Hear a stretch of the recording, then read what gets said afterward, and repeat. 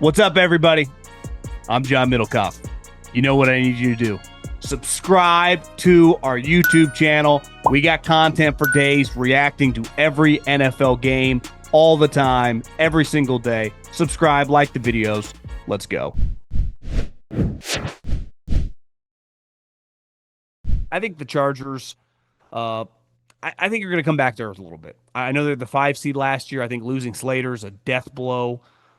Ton of pressure on this young running back who, in theory, I was high on, but when I've seen him in pads in training camp, haven't loved it. Their receiver group is still pretty questionable.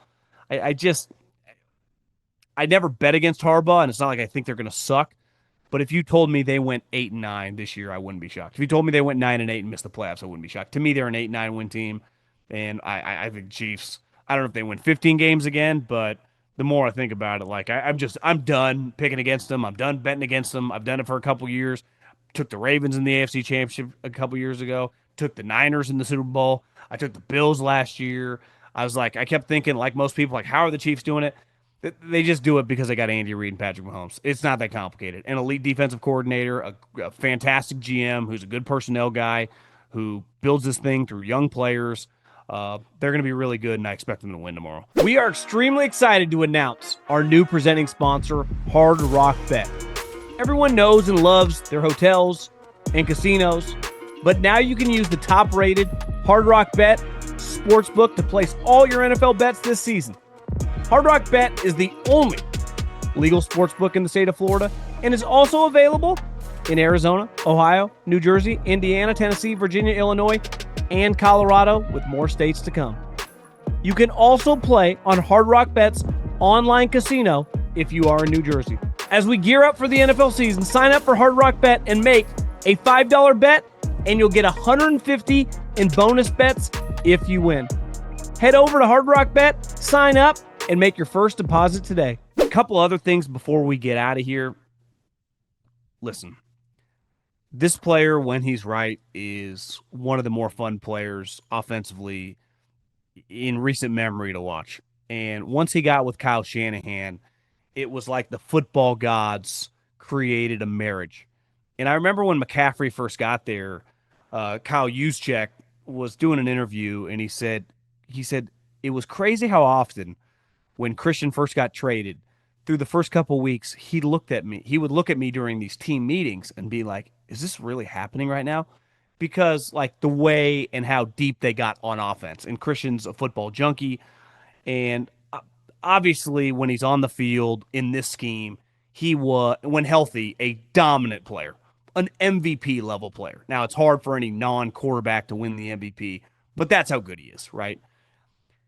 Sometimes injuries just derail people. And for whatever reason, whether it's just wear and tear, whether it's muscle composition, you're just wound too tight, whether it's just, age, I don't know. I'm not a doctor. As a sports lover, we have seen guys that you wouldn't think be able to stay healthy that are just durable for 15 years, and then guys that are built like Greek gods just can't stay on the field. So there aren't any answers. But at this point in time, we have a long history of going, you kind of just got to bet on Christian McCaffrey being an injury question mark. And it's almost like a couple years ago in 2023 was an outlier. So when the news broke today, I was shocked when Christian McCaffrey had to leave practice with a calf. But then I started thinking about it. Part of the reason I guess I was shocked is because he's been healthy all offseason. He's been healthy all training camp. And then going into week one, just like last year, all of a sudden he's injured. How does that happen? But it did. And it does. And I think it's extremely concerning because the reality is if Christian McCaffrey is injured, I would even say compromised, is not 100% for the majority of 2025, the 49ers are not making the playoffs. They could still be a competitive team. But if you tell me Christian McCaffrey is in and out of the lineup, if this calf turns into an Achilles, turns into missing games, they're not good enough. They're not deep enough. They're not talented enough. And they are just too Christian McCaffrey dependent. And I think this offseason, anytime that you try to quote unquote save money, I think it's hard for people to get behind you. Now, when you cut a player who's making a lot of money to quote unquote save money because that guy's not good, No one has an issue with it. It's like, yeah, that guy, you're paying this guy who's a diminishing player. You cut him before week one, so you don't have to pay him $20 million or $15 million or whatever the money's not guaranteed. Any fan, anyone in the league, like totally makes sense. But when you just start cutting guys or trading guys, like, oh, we don't want to pay Jordan Mason a couple $1 million as our backup running back. Well, you don't know that Christian McCaffrey can stay healthy because based on recent evidence, you would say that is definitely up in the air. And then you get a bunch of young defensive linemen. You go, well, we want some young defense. We'll save $10 million by cutting Leonard Floyd. We didn't miss a game last year. Even if he's diminished slightly, you have a bunch of cap space. You don't have that many proven players at those positions. Why wouldn't you keep him around? Was he a bad guy? No, he's a really high character guy. We really like him. We just want to save some money. That's hard for people to get behind. It's understandable in baseball. Pirate fans expect you to not spend money. Sacramento A's fans, you like how I dropped that? They're actually the Oakland A's, Vegas A's. Who knows where they're playing? They're actually currently playing in Sacramento. Expect for a low payroll. But when Hal Steinbrenner comes out and says, we're going to trade a couple players because we got to reduce the payroll, no one's going to give you any compassion. No one's going to get behind you on that one. And I think when you're an NFL team, whether you are Mike Brown and the Cincinnati Bengals or you're Jerry Jones and the Dallas Cowboys, we all know you got money and you can afford it. You're just choosing not to. So I think if this 49er season, if Christian's injured and he's in and out of the lineup and they end up missing the playoffs with this joke of a schedule, it's like, they just didn't have enough good players. Like, you chose to get rid of some guys. Like, I understand letting Talanoa Hufanga go. Like, he's been injured multiple times. They're going to offer him a big contract to go to Denver. Okay, you drafted a bunch of safeties, totally get it. But when you just impromptu, we'll just trade Jordan Mason to the Minnesota Vikings. What are they paying him? Like $10 million a year? No, just a couple $1 million. But we got like a fifth or sixth round pick. Like, no one cares.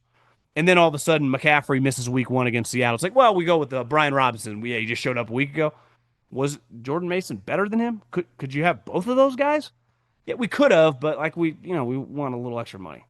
It's hard for people, and I'm not, one of those people. I'm the opposite actually when it comes to you got to pay everybody. Everyone deserves the max contract. Like, I'm not pro that, but I'm also not for pinching pennies just to get rid of a guy to have a bigger cap number just for the hell of it. And that's what it feels like the 49ers did a little bit with a couple guys. And now the injury props up and you go, what's going to be the end result here? This thing could get weird before it even starts. And if Christian McCaffrey's injured, it derails a lot of your guys' fantasy teams. Because hell, I mean, maybe I have too much faith. Maybe I'm just, I don't know, rose-colored glasses with the guy. But if you would have told me, should I draft him number 1 overall? I'd be like, that's a little risky. Should I draft him 7th? I'd be like, yeah, well, why not? 5th? Yeah, do it. Hell, 1? Why not? Well, I mean, what if he plays, 16 games? He could have 1,800 yards and score 20 touchdowns. And it turns out, he ends up playing 3 games. I mean, if you told me right now he plays 3 games, totally believable. Tell me he plays 10 games, totally believable. If you tell me he plays the majority of games, that feels kind of unbelievable at this point. Because certain players, their body just breaks down on them.